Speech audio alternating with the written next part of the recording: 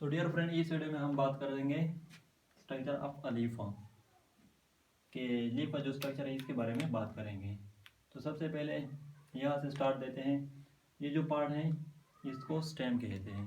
Stem हालांकि leaf का हिस्सा नहीं है, यानी कि लीफ के पार्ट्स नहीं है, लेकिन सिर्फ समझाने के लिए मैंने स्टेम भी बना लिया है।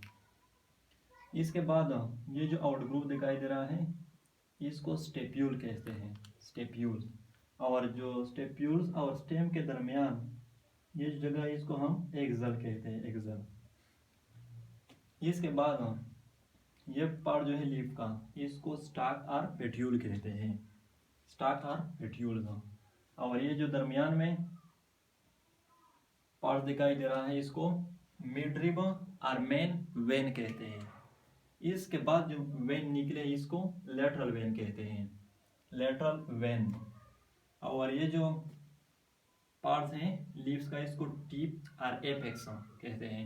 और ये जो मार्जिन है इसको यानी कि मार्जिन, इसको मार्जिन कहते हैं। और ये जो पार्ट दिखाई दे रहा है कंप्लीटली लीफ का इसको ब्लेड और लेमिना कहते हैं। तो ये था स्ट्रक्चर ऑफ लीफ।